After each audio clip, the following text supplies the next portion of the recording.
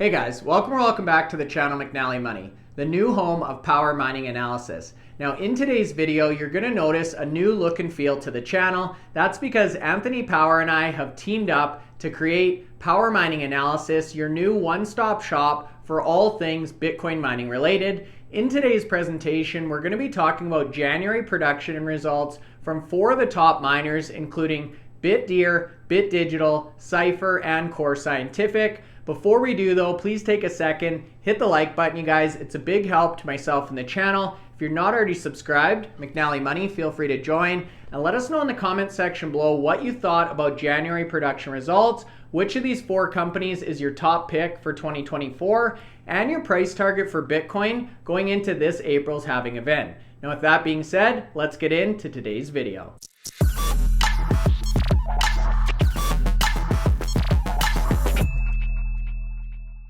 Okay guys, so that's right. Today's video, very exciting one for us. This is actually Anthony and I's first Power Mining Analysis branded video. We just put out a launch video or podcast earlier today, so we would encourage you guys to go check it out.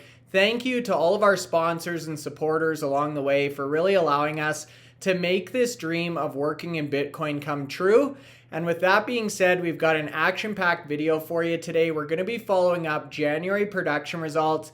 Today, we're covering the B's and the C's. We've got Bitdeer, BitDigital, Cipher, and CORZ Scientific on deck. So a big podcast here. Anthony, thanks so much for joining us today. Congratulations on the launch event. And how are you feeling today, buddy? Feeling great. Absolutely great, yeah. This is my third podcast today. It's a busy one for you, and I know I'm in Canada here. Anthony's obviously in the UK, if you haven't picked up on the accent. He's about 7 hours ahead. So good old Anthony's putting in an overtime shift for us here. Anthony, we'll get right into it. Let's start off with Bitdeer. January production results. We talked about yesterday the fact that transaction fees across the board were down, virtually cut in half from the low 20s to the 10-11% range for the month of January. Can you walk us through what you saw from Bitdeer? Yeah, so similar scenarios to what we saw yesterday from the miners. There's a couple of factors affecting production. So Bitdeer mined 330 Bitcoin in terms of self-mining in the month of January. That's down from 434 that they mined in December. So that's quite a big chunk down, about 24% lower.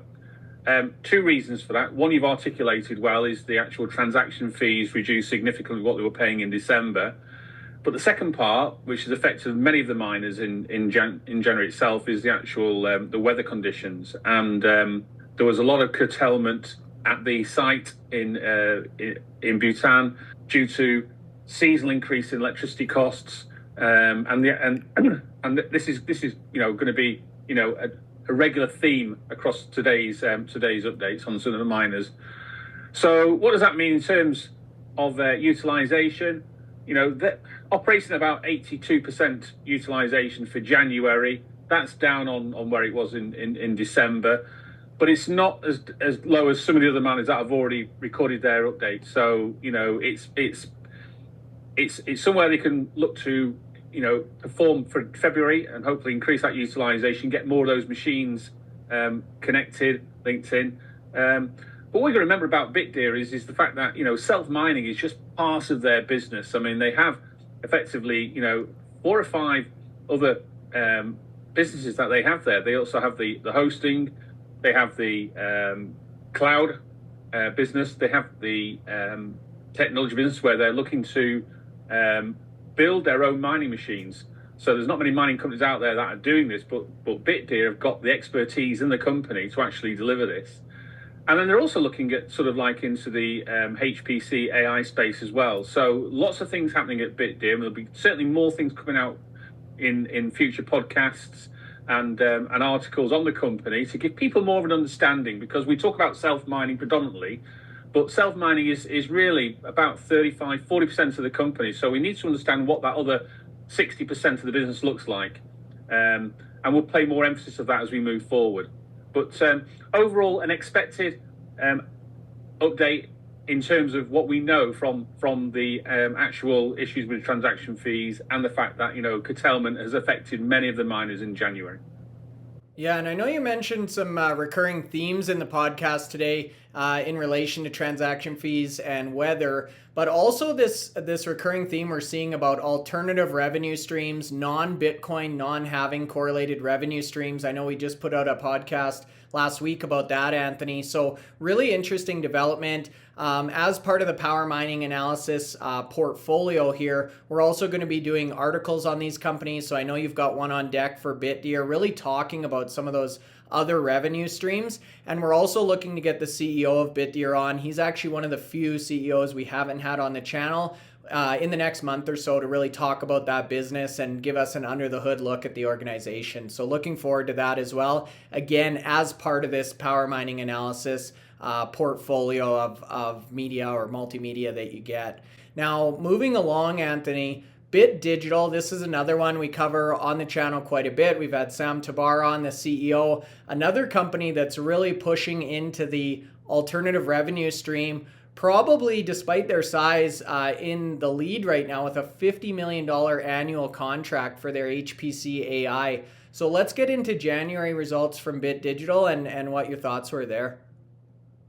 Yeah, so Bit Digital produced just over 145 Bitcoin in the month, and that was actually only a 14% decrease on what they achieved in the month of December.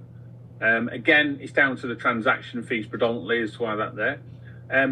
Their active hash rate for the month was 2.5 exahash, and they, like a number of other miners in the month of January, were able to, hodl a significant amount of their production. So they only sold 34% of the actual Bitcoin that they mined. So they've increased their hodl now, and they've got close to 740 Bitcoin. And on top of that, they've got 18,000 Ethereum still.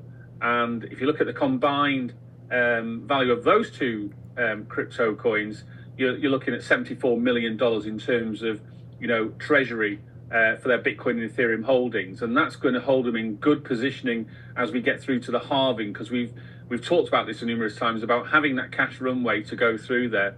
On top of that 74 million, they've also got about 22.6 million in cash. So again, you're looking at getting close to 100 million, and for a smaller miner, this is a really, really good runway. I mean, we talked about Marathon yesterday and Riot, who have probably got close to $1 billion in their treasury. But Bit Digital are a growing technology company, and don't tend to rush out there making decisions without actually looking at how the return's going to affect them. So they take a little bit more time, get the right orders in place, and it's a good, well-run company. The point that you allude to in the start of the conversation was in January they started their AI, high performance computing to support the AI industry, and that contract started in January, towards the end of January, and they already achieved $1 million in revenues for the latter part of the month. So that's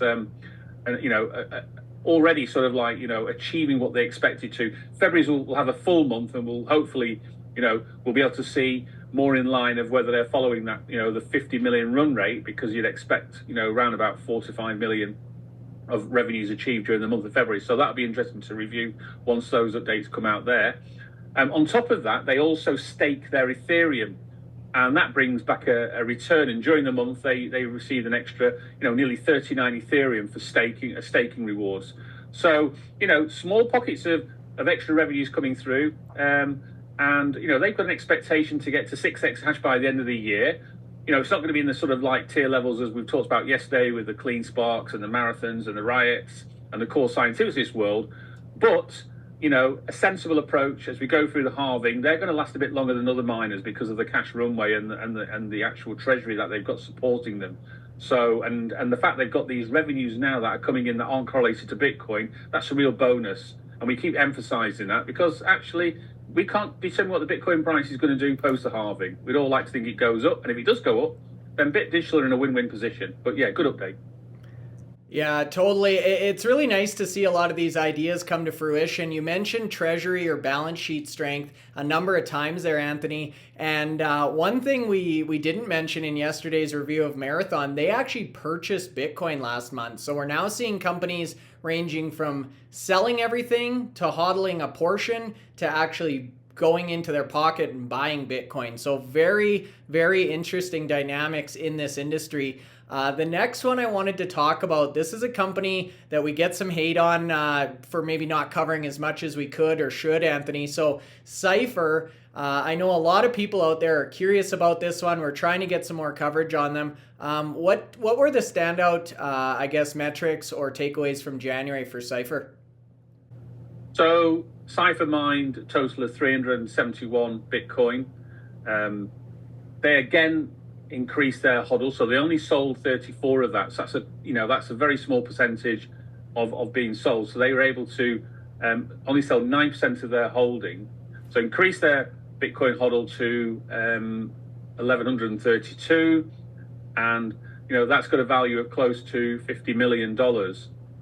They've got a hash rate of about 7.2, so that puts them clearly in that sort of like mid-tier. And we know that from previous updates, they've got an expectation to double that hash rate by the end of 2025.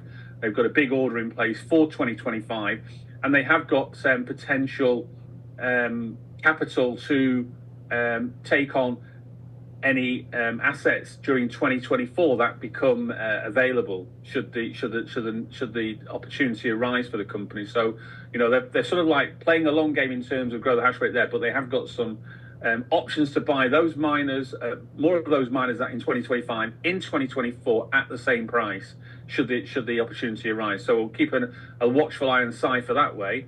The hash rate again was, it was the operational hash rate achieved was lower than expected, because again of the elevated prices. So when you haven't got PPA agreements, and we need to emphasise these points. Some miners have got PPA agreements. That means you can use that PPA agreement to your advantage when prices spike. That's a power purchase agreement, right, Anthony? Power purchasing agreement. Power purchase agreement, yeah. When you haven't got one of those and you're paying the market price for Bitcoin, you have to be conscious of, when you're mining, is it actually profitable to mine, or should you actually be switching the machines off and waiting for the price to drop?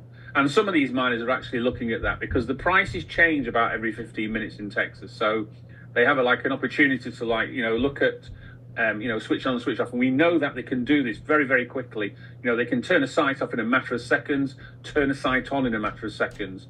So it looks like, during the month of January, with the power and the demand in Texas, and the weather was causing a higher domestic demand, which meant that miners were having to curtail longer than normal to make sure that domestic supply was unhinged, which is a good thing. This is what the Bitcoin miners do. They're socially responsible to the communities that they're based in, to make sure that the flow of domestic supply carries on, and when that supply is not needed as much, the miners can go in there and use that surplus energy to mine Bitcoin. So a lower than expected total for Cipher Energy, but nothing untoward compared to sort of like peer miners for the month of January. And there you have it. Now, I guess one of the most interesting stories of the month we'll save for last here. Fresh out of Chapter 11, we've got CORZ Scientific. This is one of the big boys, big players in the space. They've definitely had a strong year, really started the year kind of on the back of their heels. Now they're back on the NASDAQ. This one has a huge following as well, Anthony. Let's finish it up with CORZ Scientific. Yeah, I mean, the positive news story for January was them coming out of Chapter 11 in the second half of the month, and that was like a 13-month journey for them to sort of like get their finances in order, new CEO, new team leading the company, and they've done a sort of a remarkable job doing this. Their production hasn't waned throughout that period. They've always managed to get reasonably good production numbers out there, and January was no different. I mean, when you consider the size of the fleet that Marathon has energized at the moment. We talked yesterday of like close to over 26 exahash. CORZ Scientific have increased their exahash in the first month of coming out of Chapter 11, and they're currently at 18.6. So they're very close to getting to that sort of like that magic 20 exahash number we talked about in the last podcast. In terms of Bitcoin mined, they mined 1,027. So that wasn't that too far behind Marathon Digital, who had significantly more hash rate available. So the CORZ Scientific, in terms of a production month, have had a good month. They do sell the Bitcoin on a daily basis, so you know there's no hodl there. And so, you know, but you know, from selling the Bitcoin that they mined, they achieved like close to $48 million in $48 million in revenues. And one of the key statistic, because these new miners that came in during the month, and we're talking, you know, a significant amount of new miners. I mean, the hash rate grew from, you know, 16.9 exahash to 18.6. That's a 1.7 exahash. Their efficiency's gone down now to just over 26.44, and you know there's only, I think, CleanSpark and Marathon that can quote, you know, as good an efficiency rate or lower than that rate out of all the public listed miners. So certainly people have questioned, you know, have Core Scientific got an efficient fleet? Well, the current efficiency rate says yes, because the industry average is about 35, so they're at 26.44. It was close to 28 in December, so you can see that number coming down, and they are planning to bring more hash rate on board, because they have, like, you know, effectively a 72 megawatt additional infrastructure at their existing Texas sites this year to that will become available. So, you know, a good self-mining update. They're also a big hosted miner, so they've got a significant amount of hosted hash rate, 6.2, and 6.2, you know, is sort of like, you know, the size of like Bitfarms. So, you know, it's a significant amount of hosted business there. So that brings in revenues there. Margins aren't generally as good with hosting than they are with self, but Core Scientific have got both businesses, and you know, we look forward to seeing their next quarterly update to see, you know, from a terms of a cost perspective, how they've been managing that side, because that's something that was a bit of a challenge in previous reporting periods. But I know today, with regards to miner stocks today and the Bitcoin price, course, some of the core share price and warrants on the exchange, we're doing quite well today. So that's a positive note. I mean, if you look at the company valuation, it's only about, you know, $600 million at the moment. And when you look at, you know, the likes of Marathon Digital at around about $4 billion, you know, there's a big disparity in valuation for a company that's not that far behind in terms of hash rate. So it's certainly one to sort of like watch going forward. But yeah, good update from Core Scientific. Yeah, and watch it we will, along with all the other miners here, you guys. Again, your one-stop shop for all Bitcoin mining stock things related. Anthony, I know you're on your third podcast. We're going to let you go get some sleep. Appreciate your time. You guys, if you're still watching, all Anthony and I want in return is a nice like and a comment. If you're not part of the community, McNallie Money, feel free to join. And of course, we'll see you all in our next Power Mining Analysis update video.